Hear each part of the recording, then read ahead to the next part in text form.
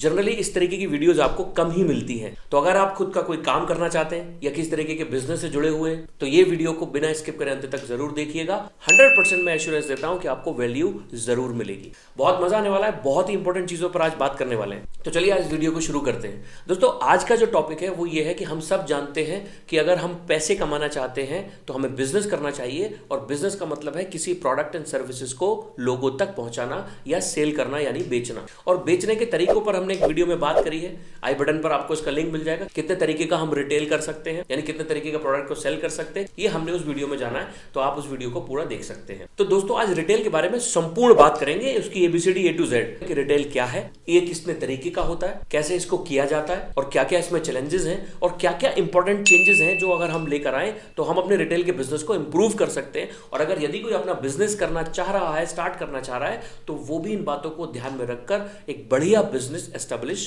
कर सकता है। तो रिटेल क्या है? रिटेल का मतलब दोस्तों कि किसी एंड कस्टमर को उसके पर्सनल इस्तेमाल करने के लिए और दोबारा से सेल करने के लिए नहीं, अपने पर्सनल इस्तेमाल करने के लिए अगर आप सेल करते हैं तो वो प्रोडक्ट एंड सर्विसेज रिटेल की कैटेगरी में आती है, और ऐसा करने वाला व्यक्ति रिटेलर है। और ये पूरी प्रक्रिया को हम रिटेलिंग कहते हैं।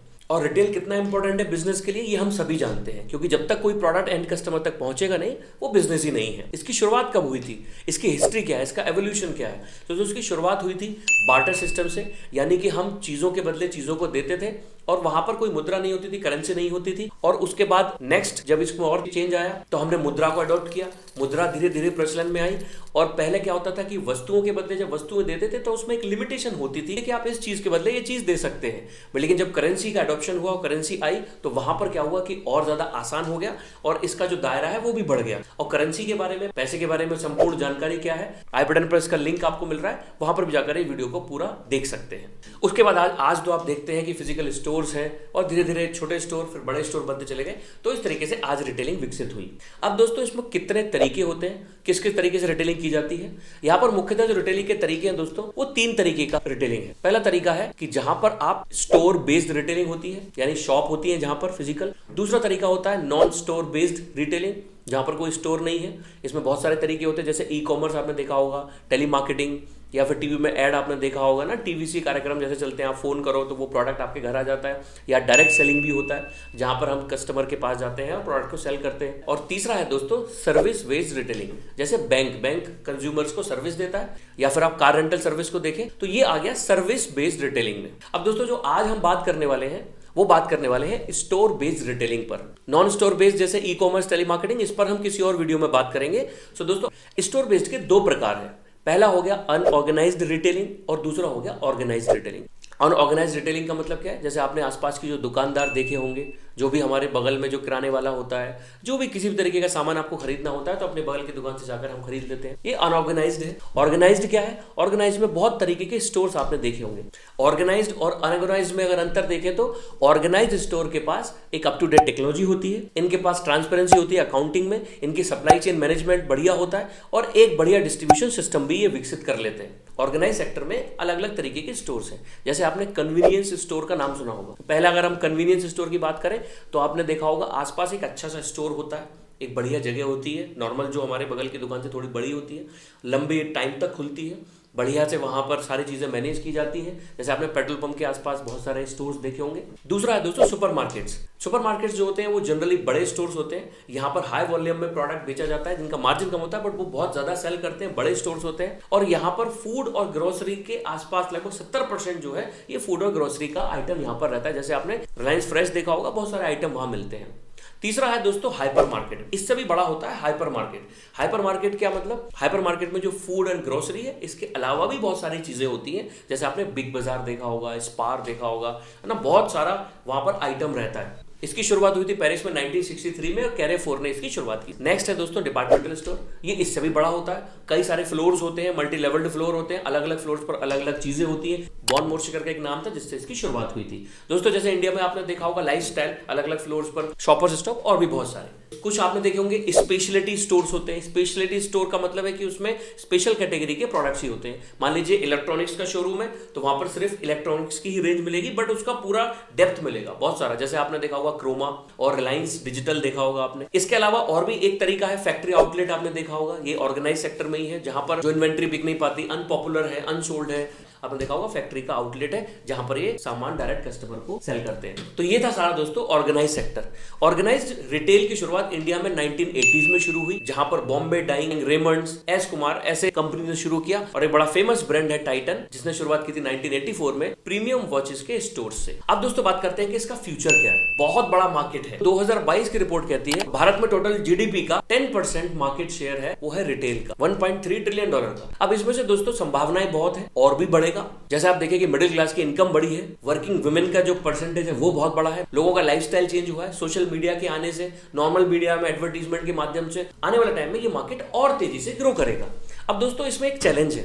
चैलेंज ये है कि ऑर्गेनाइज्ड सेक्टर और अनऑर्गेनाइज्ड सेक्टर का अगर आप डेटा देखें तो बहुत अंतर है। टोटल मार्केट का 87% जो मार्केट शेयर है वो है अनऑर्गेनाइज्ड प्लेयर। अनऑर्गेनाइज्ड प्लेयर मतलब जो आसपास अगल बगल के हमारे सिंगल शॉप ओनर होते हैं, या एक किसी केयर टेकर को या 2-4 लोगों को रख लिया, या आसपास 1-2-3 दुकानें चला ली।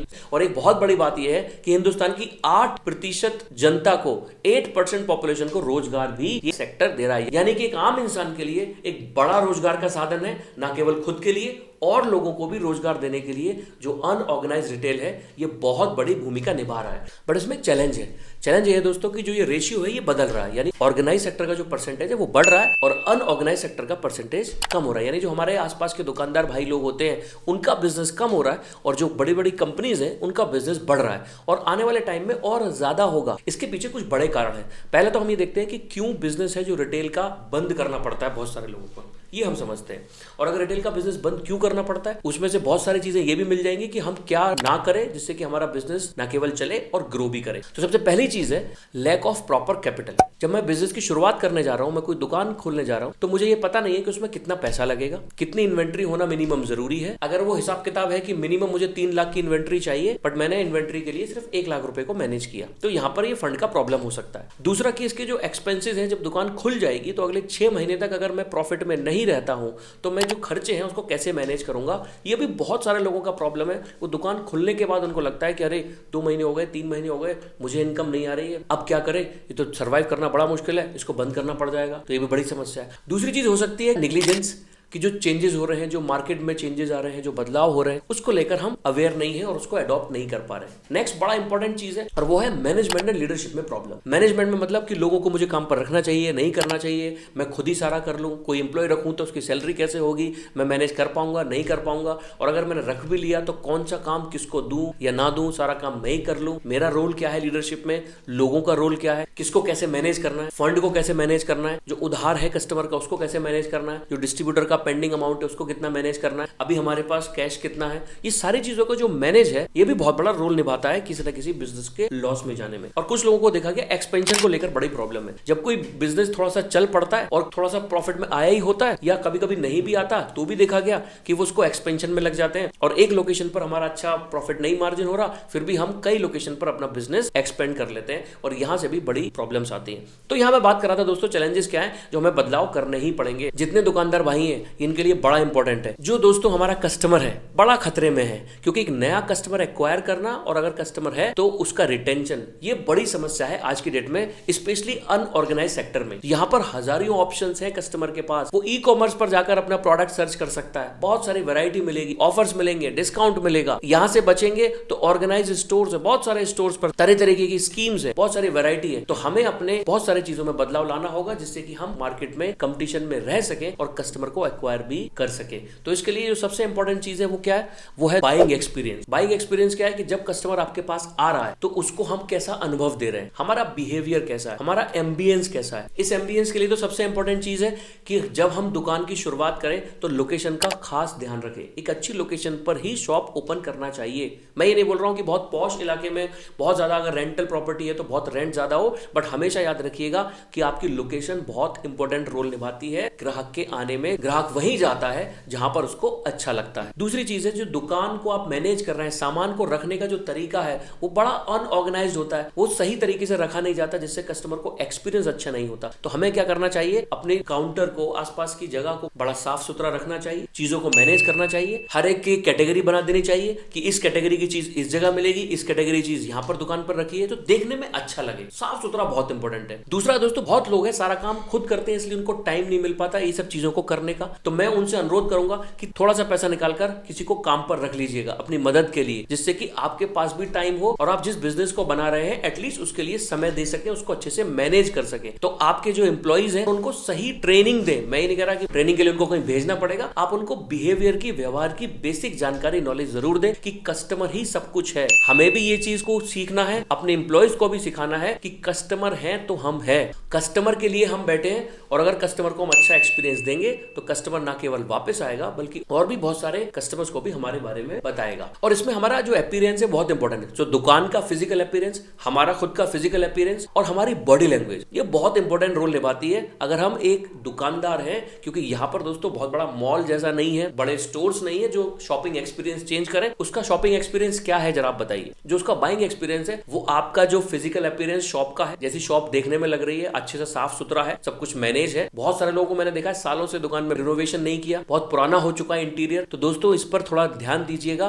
कि आपका जो फिजिकल अपीयरेंस है वो बाइंग एक्सपीरियंस को इंक्रीज करेगा। दूसरा है हमारा खुद का फिजिकल अपीयरेंस हमारे एम्प्लॉइज का। मैं ये नहीं कहता कि सूट बूट पहन के खड़े हो, बट अच्छा ड्रेस होना चाहिए, देखने में साफ सुथरा होना चाहिए। एम्प्लॉय को भी बोलिए कि साफ सुथरा रहे, अच्छे से कस्टमर से बात करे, हमारे चेहरे पर स्माइल रहना चाहिए, हमेशा कस्टमर को ग्रीट करें। और अपने जो लॉयल कस्टमर है उनके नाम से अगर आप उनको बुलाते हैं तो उनको और अच्छा फील होता है। तो हमेशा कस्टमर को बढ़िया से ग्रीट करिएगा। आपका मुस्कुराता चेहरा आपकी सेल्स को इंक्रीज कर सकता है। यकीन मानिएगा कस्टमर वहीं जाना पसंद करता है जहां उसको वैल्यू मिलती है। क्योंकि दोस्तों प्रोडक्ट तो अब हर जगह है, आसपास की दुकान में नहीं मिलेगा तो ऑनलाइन मिलेगा, नहीं मिलेगा तो स्टोर में मिलेगा, यहां नहीं मिलेगा तो मॉल में मिलेगा। बहुत सारे उसके पास ऑप्शंस हैं। और नेक्स्ट बड़ी इंपॉर्टेंट चीज है दोस्तों, वो है टेक्नोलॉजी का इस्तेमाल। बहुत सारे लोग आज के दौर में भी तकनीकी का इस्तेमाल नहीं कर पा रहे, बेसिक टेक्नोलॉजी का भी इस्तेमाल नहीं कर पा रहे। मैं ही नहीं बोल रहा हूं आप अपने सॉफ्टवेयर बनवा लें, बट एटलीस्ट अगर आप ठीक ठाक दुकानदार हैं तो कुछ अकाउंटिंग सॉफ्टवेयर लेकर अपने इन्वेंट्री को मैनेज करिएगा। और एटलीस्ट मैंने देखा है बहुत सारे लोग तो यूपीआई और आज के दौर पे भी पेमेंट्स को अडॉप्ट नहीं कर पा रहे हैं। तो जरूर आजकल हर चीज का वीडियो ट्यूटोरियल तो यूट्यूब पर अवेलेबल है, वहां से सीखिए और अपने कस्टमर्स के लिए सारी टेक्नोलॉजी जो नई नई चीजें आ रही हैं उसको अडॉप्ट जरूर करिए। तो अगर ये सारे काम करते हैं तो कस्टमर जरूर आपके पास रुका रहेगा और आपका बिजनेस भी ग्रो करेगा और धीरे धीरे आप अपना एक ब्रांड भी एस्टेब्लिश कर सकते हैं। सो आई होप ये वीडियो आपको जरूर वैल्यूएबल लगी होगी। और अगर वीडियो आपको अच्छी लगी तो लाइक करिए, सब्सक्राइब करिएगा और बहुत सारे लोगों को ये शेयर करिएगा जो अपना काम करना चाहते हैं या कर रहे हैं। तो आज के लिए इतना ही, मिलते हैं किसी और वीडियो में, तब तक के लिए नमस्कार, जय हिंद।